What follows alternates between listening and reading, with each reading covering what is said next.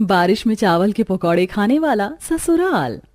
आज तो इन्हें कच्चे ही चावल के पकौड़े खिला दूंगी, जब जाकर इनकी अकल ठिकाने आएगी। अभी ये ठीक से पके नहीं है, जल्दी से कढ़ाई से बाहर निकाल लेती हूँ। आधे कच्चे पक्के चावल के पकौड़े को ही प्लेट में निकाल कर साक्षी अपने ससुराल वालों को खाने के लिए देती है। अरे बहू, ठीक से पकौड़े सेके नहीं क्या? सारे कच्चे हैं। सॉरी पापा जी, वो आप लोग इतनी देर से पकौड़े पकौड़े चिल्ला रहे थे ना, तो जल्दबाजी में मैं कच्चे पकौड़े ही ले आई। कोई बात नहीं, अब जाकर दोबारा ठीक से तलो। इस बार ठीक से पकौड़े तलने की बजाय साक्षी उन पकौड़ों को कुछ ज्यादा ही अच्छे से तल देती है, जिससे सारे पकौड़े आधे आधे जल जाते हैं। अरे बहू, क्या कर रही हो तुम? कभी कच्चे पकौड़े लेकर आ रही हो तो कभी जले हुए। ठीक से बना कर लेकर आओ। आखिरकार क्यों साक्षी जानबूझकर कभी अपने ससुराल वालों को कच्चे तो कभी आधे जले हुए चावल के पकौड़े खिला रही थी? क्या कारण था इसके पीछे? आइए इसे जानने के लिए कहानी में थोड़ा आगे बढ़ते हैं। मोहब्बत बरसा देना तू, सावन आया है, तेरे और मेरे मिलने का मौसम आया है। क्या बात है भाभी, आप तो इतना मीठा गाती हैं। पहले कभी मैंने आपको गाते हुए सुना नहीं। अरे वो तो बस जब बारिश होती है ना, तो मेरा दिल अपने आप गाने को कहता है। अरे अब बस भी करो, पिछले 1 घंटे से भीग रही हो, बीमार पड़ जाओगी दोनों की दोनों। हम तो नीचे ही आ रहे थे। बहू, नीचे सबका कुछ चटपटा खाने का मन कर रहा है तो जाकर कपड़े बदल कर कुछ बना दे। ठीक है माँ जी। साक्षी नीचे आती है और कपड़े बदल कर जैसे ही रसोई में पकौड़े बनाने के लिए बेसन का डब्बा खोलती है तो देखती है कि बेसन खत्म हो गया है। बेसन तो खत्म हो गया, अब क्या करूं मैं? अभी तक तुमने कुछ बनाया नहीं, सब इंतजार कर रहे हैं। माँ जी, मैं सोच रही थी कि सबके लिए पकौड़े बना दूं, लेकिन बेसन तो है ही नहीं और बाहर इतनी तेज बारिश हो रही है। मुझे नहीं लगता कि कोई दुकान खुली होगी। बिना बेसन के क्या ही बनाऊं? तुम्हें पकौड़े ही बनाने हैं ना, तो चावल के बना लो। पता है ना कि चावल के भी पकौड़े बनते हैं। हाँ माँ जी, मैं तो भूल ही गई थी। मेरी माँ अक्सर बारिश के मौसम में चावल के पकौड़े बनाया करती थी। मैं अभी बना देती हूँ। साक्षी जल्दी से चावल लेकर उसे भीगने के लिए डाल देती है, तो वहीं कुकर में आलू उबलने के लिए रख देती है। थोड़ी ही देर में भीगे हुए चावल को आलू के साथ मिलाकर साक्षी उन्हें अच्छे से मिक्सर में पीस लेती है और अब उसमें कुछ मसाले, हरी मिर्च, धनिया मिलाकर गर्म गर्म चावल के पकौड़े बनाती है और साथ में मसाले वाली चाय के साथ सबको परोसती है। भाभी, क्या पकौड़े बनाए हैं आपने? मजा ही आ गया। मुझे तो लगता था कि चावल के पकौड़े फीके होते होंगे, लेकिन ये तो काफी चटपटे हैं। बेसन के पकौड़े से भी अच्छे चावल के पकौड़े बने हैं बहू। अब से तुम चावल के ही पकौड़े बनाना। बहू इतने सारे पकौड़े लेकर आई थी, लेकिन हम सबने सारे खत्म कर दिए। बहू थोड़े और बनाकर ले आओ। अभी पकौड़े वैसे बचे हुए हैं, मैं अभी लेकर आती हूँ। साक्षी दोबारा से रसोई में जाकर गर्मा गर्म चावल के पकौड़े तलती है, जो उसे भी काफी ज्यादा पसंद आते हैं। आप लोगों ने बताया नहीं कि आज पुलाव कैसा बना था। मैंने कश्मीरी पुलाव बनाया था। पुलाव बना तो काफी बढ़िया था, लेकिन मेरा तो आपके हाथ के बने हुए चावल के पकौड़े खाने का मन कर रहा है। बहू, मेरा भी काफी मन कर रहा है। रात के 10 बज गए हैं और आप लोगों ने खाना भी तो खा लिया है। ऊपर से बारिश भी नहीं हो रही है। मैं कल आप लोगों के लिए बना दूंगी। वैसे भी पकौड़े खाने का असली मजा तो बारिश के समय ही आता है। सभी लोग खाना खाकर जैसे ही अपने कमरों में जाने लगते हैं तो देखते हैं कि बाहर बादल गरजने शुरू हो गए हैं और कुछ देर में काफी तेज बारिश होने लगती है, जिसे देख वाह भाभी, ये तो सोने पर सुहागा हो गया। अच्छा हुआ मैंने पुलाव थोड़ा कम खाया था। अब तो आपके पकौड़े बनाने ही पड़ेंगे। और साथ में लहसुन की चटनी जरूर बनाना, और हाँ, सिलबट्टे पर ही पीसना। तुम पकौड़ों के लिए चावल भी सिलबट्टे पर ही पीसना। वो क्या है ना, मिक्सर में कुछ ज्यादा ही बारीक हो जाता है, फिर ज्यादा क्रिस्पी भी नहीं बनते। थोड़ा दरदरा रहेगा तो सही लगेगा। लेकिन माँ जी, चावल सिलबट्टे पर पीसने में तो काफी समय लगेगा। तो बहू, हमने कौन सा बोला है कि हमें अभी चाहिए? आराम से आधे घंटे में बना लेना। साक्षी सिलबट्टे का इस्तेमाल कम से कम करती थी, इसीलिए आज उसे चावल पीसते हुए थोड़ी परेशानी तो होती है, लेकिन अपने ससुराल वालों के लिए साक्षी सिलबट्टे पर जैसे तैसे कर चावल पीसकर सबके लिए पकौड़े और चटनी बनाती है। साक्षी को सुबह भी सबकी फरमाइश पर नाश्ते में भी चावल के पकौड़े ही बनाने पड़ते हैं। शाम में साक्षी अब सबके लिए दाल चावल बना रही होती कि तभी साक्षी की नंद रसोई में आती है। क्या बात है भाभी, आज तो दाल चावल बनाए जा रहे हैं, और साथ में क्या बना रही हो? दाल चावल के साथ आलू का चोखा। काफी पसंद है तो वही बना रही हूँ। काफी बढ़िया बनाती हूँ मैं आलू का चोखा। जब आलू का चोखा बनाने के लिए आलू उबाल ही रही हो तो क्यों ना साथ में चावल के पकौड़े भी बना लो। काफी मन कर रहा है खाने का। कल रात में खाने के बाद सब लोगों ने चावल के पकौड़े खाए थे। सुबह भी चावल के पकौड़े और अब रात के खाने के साथ भी चावल के पकौड़े खाने। अब कोई मैदे की चीज तो खा नहीं रहे ना जो पेट में जाकर जम जाएगा, प्लीज बना दो ना, सबका काफी मन हो रहा है। साक्षी को अब रात के खाने के साथ भी चावल के पकौड़े बनाने पड़ते हैं। इसी के साथ अब हर रोज साक्षी के ससुराल वाले कभी सुबह कभी दोपहर तो कभी रात में चावल के पकौड़े बनवाते। हर रोज सिलबट्टे पर चावल पीसते पीसते साक्षी के हाथ दर्द होने लगते। मैं तो परेशान हो गई हूँ इन लोगों से। एक तो ये रोज रोज चावल के पकौड़े बनवाते हैं, ऊपर से चावल भी सिलबट्टे पर ही पीसने पड़ते हैं। मैं तो बाहर से चावल का आटा ला सकती हूँ, ना मिक्सर का इस्तेमाल। लगता है कि चावल के पकौड़े बनाना कोई आसान काम है क्या? खुद तो ऑर्डर देकर बैठ जाते हैं, लेकिन सारी मेहनत तो मुझे ही करनी पड़ती है। कुछ समय और गुजर जाता है। आज साक्षी के घर कुछ मेहमान आते हैं, लेकिन उनमें मेहमान के लिए भी मजबूरन साक्षी को चावल के पकौड़े ही बनाने पड़ते हैं। लगता है चाची जी आपके घर वालों को चावल के पकौड़े कुछ ज्यादा ही पसंद है। सुबह से आए हुए हैं हम और हर चीज के साथ आप हमें चावल के पकौड़े दे रही हैं। चावल के पकौड़े सेहत के लिए इतने भी ज्यादा अच्छे नहीं है। बच्चों कुछ नहीं होता, सालों से लोग चावल खाते आ रहे हैं, आज तक उन्हें कुछ नहीं हुआ जो अभी चावल के पकौड़े खाकर हमें कुछ होगा। रहने दो भैया भाभी, इन्हें समझाकर कोई फायदा नहीं है, इनके तो कान पर जूं तक नहीं रेंगती। साक्षी चावल के पकौड़े बना बनाकर और उन्हें रोज खाकर काफी परेशान हो गई थी। इसलिए आज साक्षी अपनी चालाकी दिखाते हुए रसोई में रखे चावल से भरे डिब्बे को स्टोर रूम में ले जाकर छुपा देती है। बहू, जितना मुझे याद है 4-5 पहले तक तो डब्बे में चावल पूरे भरे हुए थे, तो एकदम से चावल खत्म कैसे हो गए? कहीं आप लोग तीनों वक्त तो चावल के पकौड़े बनवाते हैं और कह रही हैं कि चावल कैसे खत्म हो गए? अभी तो बाहर काफी बारिश हो रही, दुकानें भी बंद होंगी। बहू एक काम करो, रात के चावल बचे हैं ना, उन्हें पीस कर उनके चावल के पकौड़े बना लो। क्यों, सही कहा ना मैंने? इतनी मेहनत के बाद भी साक्षी को आराम नहीं मिलता और अब उसे रात के बचे हुए चावल से ही पकौड़े बनाने पड़ते हैं। आज काफी दिनों के बाद काफी तेज बारिश हो रही थी, जिसे देख साक्षी जैसे ही छत पर भीगने के लिए जा रही होती कि तभी, बहू भीग बाद में लेना, अभी तो सबके लिए चावल के पकौड़े बना दो। पता है ना कि जब भी बारिश शुरू होती है तो हम सबका चावल के पकौड़े खाने का जी कर जाता है, और आज साथ में हरी चटनी जरूर बनाना। साक्षी अपने ससुराल वालों से काफी ज्यादा दुखी थी, लेकिन बेचारी चाहकर भी अपनी कुछ मदद नहीं कर पा रही थी। और ऐसे ही कुछ दिन गुजर जाते हैं। कभी कभी तो साक्षी ससुराल वालों को सबक सिखाने के लिए कच्चे जले हुए पकौड़े ही खिला देती थी, लेकिन इसका भी कुछ ज्यादा खास फायदा नहीं होता था। मोहल्ले की आज किटी पार्टी सरस्वती के घर पर थी, जिसमें सरस्वती की सभी सहेलियां आई थी और उनके लिए भी सरस्वती चावल के पकौड़े बनवाती है। सरस्वती बहन, तुम भी हद करती हो, इस महीने की ये दूसरी किटी पार्टी तुम्हारे घर में हुई है। किटी पार्टी तो छोड़ो, अगर हम लोग वैसे भी तुमसे मिलने के लिए आते हैं तब भी तुम चावल के पकौड़े ही हमें देती हो। अरे पनीर, प्याज, पालक, कितने तरह के पकौड़े होते हैं, क्या तुम्हारे घर में सिर्फ यही चावल के पकौड़े बनते हैं? मेरे घर में तो चावल के पकौड़े बने हुए ना जाने कितने साल हो गए। हम तो हमेशा प्याज, पनीर, इन सब के पकौड़े बनाते हैं। घर में कुछ पैसों को लेकर दिक्कत चल रही है तो हमें बताओ।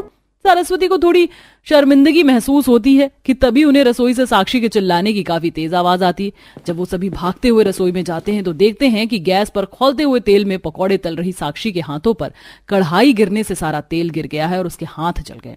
सरस्वती जल्दी से साक्षी को कमरे में लेकर जाती है और उसे दवाई लगाती है। कुछ देर में बाहर फिर से बारिश शुरू हो जाती है, जिसे देख साक्षी बिस्तर से उठने लगती है। कहाँ जा रही हो तुम? बारिश शुरू हो गई है ना, आप सबका पकौड़े खाने का मन कर रहा होगा तो वही बनाने जा रही हूँ।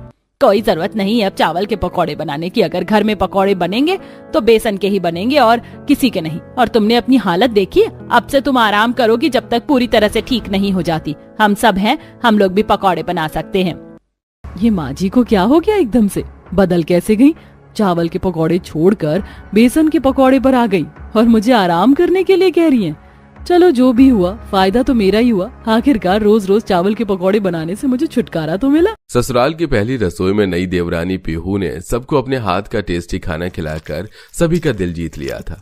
तब रसोई में बर्तन साफ करते हुए, पहली रसोई में सबको मेरे हाथ का खाना बहुत पसंद आया, अब तो रोज ऐसे ही तारीफ मिलेगी। पहली रसोई का खाना अच्छा क्या बना लिया तुमने? तो क्या 7वें आसमान पर चढ़ने लगोगी? इसकी तुम्हें कोई जरूरत नहीं है। दीदी मैं तो क्या, अभी तुम्हें पता नहीं है तुम्हारे साथ ससुराल में क्या क्या होने वाला है। मैं तुम्हारी जेठानी हूँ, देखती जाओ। इतना कहकर डिम्पल वहां से चली जाती है। ऐसे ही पीहू अपने ससुराल की जिम्मेदारी निभाने की कोशिश करती है, लेकिन चालाक जेठानी उसके हर काम को अपने तेज दिमाग से खराब कर देती है। जिसके बाद उसे खुद भी खरी खोटी सुनाती है और सास से भी चुगली करती है। इसी के साथ मानसून का महीना लग जाता है। काफी गर्मी में पीहू खाना बना रही थी कि अचानक से रसोई की खिड़की के बाहर आंधी चलने लगती है। ये देख वो खुश हो जाती है। अरे वाह, जिस पल का मुझे इंतजार था वो आ ही गया। अब मैं ससुराल में अपनी पहली बारिश नहीं बल्कि पूरा मॉनसून बहुत अच्छे से एंजॉय करूंगी। सबको गरम गरम भजिया पकौड़े बनाकर खिलाऊंगी और वो बारिश का तेज नींबू वाला बना हुआ भुट्टा, उसकी तो बात ही कुछ और है। और वो तीखी चटनी वाले मोमोज, वो तो मैं अपने हाथ का सबको बनाकर खिलाऊंगी। लगता है थोड़ी देर में बारिश होने वाली है। मैं छत पर चलती हूँ बारिश में भीगने। रसोई का काम खत्म करके पीहू फटाफट से छत पर चली जाती है, जहां तेज हवाओं के साथ मॉनसून की पहली बारिश की बूंदें पड़ने लगती हैं। वाओ, कितना अच्छा लग रहा है बारिश में भीगकर। थोड़ी देर में जाकर सबके लिए पकौड़े बनाऊंगी और सब एक साथ बैठकर चाय पकौड़े खाएंगे। तभी उसे ढूंढते हुए उसकी जेठानी छाता लिए छत पर आती है। मैं कब से आवाज लगा रही हूँ और तुम यहाँ बारिश में थिरक रही हो। दिमाग तो ठीक है ना तुम्हारा? नई बहू होकर ऐसे छत पर आना जरूरी है? अभी मॉनसून की पहली बारिश सिर्फ तुम्हारे लिए नहीं हमारे लिए भी है। अब जाओ माँ जी और मेरे लिए पालक, प्याज, पनीर इनके पकौड़े बना कर लाओ। दीदी पकौड़े तो मैं बनाने जा ही रही थी, बस अभी 10 मिनट में बनाती हूँ कपड़े बदल कर। नहीं, तुम कपड़े नहीं बदलोगी। किसने कहा था तुमसे कपड़े गीले करने के लिए? अब जाओ और इन्हीं कपड़ों में गर्मा गर्म पकौड़े बना कर लाओ हमारे लिए। ठीक है दीदी। बेचारी देवरानी गीले कपड़ों में ही रसोई में जाकर सास और जेठानी के लिए पकौड़े बनाती है, जिससे उसके शरीर में खुजली होने लगती है। ये गीली साड़ी मुझे बहुत परेशान कर रही है। पता नहीं जेठानी जी ने ऐसे क्यों डांटा मुझे। मैं बस अपने ससुराल की बारिश का ही तो लुत्फ उठा रही थी। जैसे तैसे पकौड़े बनाकर वो सास और जेठानी को खिलाती है कि जेठानी पकौड़े खाते ही गरम पकौड़ों से देवरानी के हाथ पर मार देती है, जिससे उसका हाथ जल जाता है। जेठानी जी आपने क्या किया? वो गरम पकौड़ा था। हाँ, तो हमें कुछ भी अंट शंट बनाकर खिला दोगी क्या? इन पकौड़ों में नमक नहीं है। तुम्हारी जेठानी बिल्कुल ठीक कह रही है। वो भी जब कुछ खाना बनाकर लाती है तो थोड़ा चख लेती है। तुमने चखा क्यों नहीं? अब इसे यहाँ से ले जाओ और अच्छे से पकौड़े बनाकर लाना। आधा मूड खराब कर चुकी हो। अगर बारिश बंद होने के बाद पकौड़े लाई तो मैं तुम्हें छोड़ूंगी नहीं। सास के डांटने से पीहू की आंखें भर जाती हैं और वो दोबारा से पकौड़े बनाकर सास के लिए ले जाती है, जिस वजह से गीले कपड़ों में अब उसे सर्दी लग रही थी। लीजिए माँ जी, बहुत अच्छा करारे और चटपटे पकौड़े लाई हो। अब दफा हो जाओ, मुझे और माँ जी को खाने दो। माँ जी मैं भी बैठ जाऊँ आपके साथ? साथ में पकौड़े खाते हैं ना? क्या मैंने या बड़ी बहू ने कहा कि तुम यहाँ बैठ जाओ? लातों के भूत बातों से नहीं मानते। डिम्पल की तीखी बात सीधा पीहू के दिल पर लगती है और वो अपने कमरे में जाकर कपड़े बदलती है। अगले दिन फिर बारिश का मौसम हो जाता है। तब पीहू, कल पकौड़े नहीं खाए तो क्या हुआ?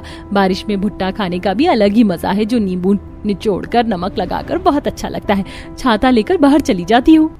पीहू बाहर छाता लेकर जाने वाली होती है, लेकिन बारिश में भीगने के लिए वो छाता लेकर ही नहीं जाती और फिर भरे हुए रास्ते को जैसे तैसे करके पार रोड से 3 भुट्टे घर ले आती है। तब जेठानी, ये लीजिए माँ जी, हमारे घर की मल्लिकाएं हिंद आ गई हैं। हम सबको बिना बताए कहाँ गई थी तुम बारिश से? तुम्हारा पेट नहीं भरता क्या, जो कल भी भीग ली और आज भी? सॉरी माँ जी। जेठानी जी आपको मैंने बताया नहीं, लेकिन बारिश का मौसम था तो सोचा आपके लिए भी भुट्टा ले आऊं। मैं अब साथ में खाएंगे। साथ में खाएंगे, लेकिन ये नहीं कि मेरे और माँ जी के दांतों में चिपक जाता है। इसके भुट्टे के दाने अलग से निकाल कर इसका चाट बनाकर लाओ, तब खाएंगे हम। लेकिन जेठानी जी भुट्टे का असली मजा तो... बहू तुम्हें एक बार की बात समझ नहीं आती? जो तुम्हारी जेठानी बोले ना वैसा कर दिया करो। तब पीहू तीनों भुट्टों का चाट बनाकर सास और जेठानी को दे देती है और खुद पीहू के लिए कुछ भी नहीं बचता। वो अपने ससुराल में आकर भी सबसे बहुत अलग थी। अपना पति टाइम देता था, न ही ससुराल में सास और जेठानी समझती थी।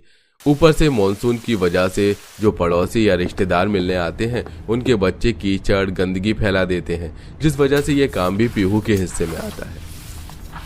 मैं अपने ससुराल में क्या क्या अरमान लेकर आई थी कि मैं बारिश में सबके साथ पकौड़े, नींबू वाले भुट्टे खाऊंगी, गर्मा गर्म मोमोज बनाकर खिलाऊंगी, झूले झूलूंगी। लेकिन ऐसा तो यहाँ पर कुछ भी नहीं है। बस पूरे दिन घर की सफाई और इस कीचड़ को साफ करने में दिन बीत जाता है। अपने ख्वाबों में हमें गाली दे रही हो क्या? ध्यान कहाँ है तुम्हारा? दिखता नहीं है यहाँ पर कितनी गंदगी है, दाग है। जल्दी साफ करो और उसके बाद कॉफी बनाकर लाना। सामने वाली पड़ोसन की बहू आ रही है। दीदी उसके बाद मुझे बारिश के गंदे कपड़े धोने जाने। कॉफी आप बना लीजिए। देवरानी होकर तुम मुझे काम दोगी? चुपचाप से जो बोला है वैसा करो। बोला था ना माँ जी ने? तुमको समझ नहीं आता? ठीक है दीदी। फिर पीहू उन कीचड़ के पैरों की सफाई करके डिम्पल और पड़ोसन के लिए कॉफी बनाकर लाती है, जिसके बाद बदबूदार बारिश के कपड़े धोती है। बस इन सब चीजों में ही उसका सारा वक्त निकल जाता है। फिर शाम की बारिश के समय पीहू सब्जी लेने बाजार जा रही होती है, लेकिन डिम्पल उसे अकेले नहीं जाने देती। उसके साथ बाजार आ जाती है। सब्जी खरीदने के बाद वो अकेले मोमोज खाती है, लेकिन उसे नहीं देती और लौटते वक्त गड्ढे में गिर जाती है, जिससे आसपास के लोग उस पर हंसने लगते हैं। देखो, ये औरत बहुत देर से अपनी देवरानी पर चिल्ला रही थी और डांटते हुए कीचड़ में जा गिरी। अच्छा हुआ। आपने बिल्कुल ठीक कहा, ऐसों के साथ ऐसा ही होना चाहिए। बेचारी को बारिश में सारा सामान पकड़वा रखा है, खुद आगे आगे चल रही है। तुम लोगों की हिम्मत कैसे हुई मुझ पर हंसने की? और पीहू, तुम ये सब तुम्हारी वजह से हुआ है जो लोग मुझ पर हंस रहे हैं। घर चलो तब बताऊंगी। लेकिन दीदी मैंने कुछ भी नहीं किया। तब दोनों बहू घर पर आ जाती हैं। जेठानी सास को भड़काकर पीहू के बारे में बाजार की हरकत बताती है, जिस वजह से मीनाक्षी पीहू को और भी ज्यादा खरी खोटी सुनाती है और गीले कपड़ों में ही काम करने की सजा देती है। बेचारी गीले कपड़ों में रात का सारा रसोई का काम करके खाना खाती है, जिससे उसे अगले दिन बुखार आ जाता है। वहां भी डिम्पल उससे अपने पैर दबाती है। बस अब मुझे अच्छा लग रहा है, तुम जा सकती हो। कहा था ना ससुराल में तुम्हारी जिंदगी नरक बना दूंगी।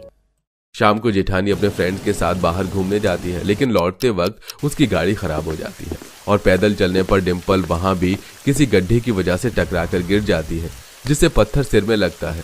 बहुत घंटे तक वो बारिश में यूं ही पड़ी रहती है। तब देवरानी को घर पर फिक्र होती है। ये भगवान, माँ जी ने कहा था जेठानी जी शाम को आ जाएंगी, लेकिन अब रात के 8 बज रहे। मुझे उन्हें ढूंढने के लिए जाना ही होगा। 4 घंटे से आज बारिश भी नहीं रुकी। खराब तबीयत में भी पीहू टॉर्च लेकर उसे बारिश में ढूंढने निकल जाती है। तब उसे अपनी जेठानी मिल जाती है और फौरन उसे वो अस्पताल ले जाती है, जहां होश में आने के बाद उसके घर वाले भी वहां पहुंच जाते हैं। डॉक्टर मैं यहाँ कैसे? आपकी देवरानी आपको यहाँ लेकर आई है। शायद आप 3-4 घंटे से बारिश में बेहोश पड़ी थी। अब आपका बुखार भी कम हो गया है। सच में आप बहुत किस्मत वाली हैं। क्या पीहू, तुमने मुझे बचाया?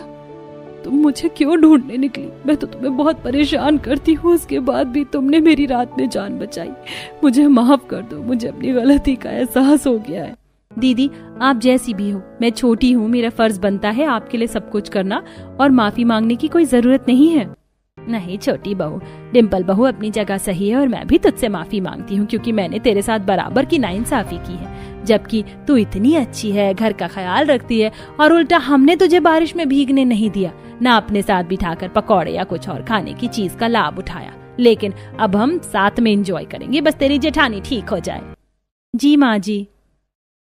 डिस्चार्ज होने के बाद डिम्पल घर आ जाती है और जब वो ठीक हो जाती है तो अपने हाथों से सास के साथ रसोई में मिलकर देवरानी के लिए अच्छी अच्छी खाने की चीज बनाती है, जिसे तीनों छत पर बैठकर मजे से खाती हैं।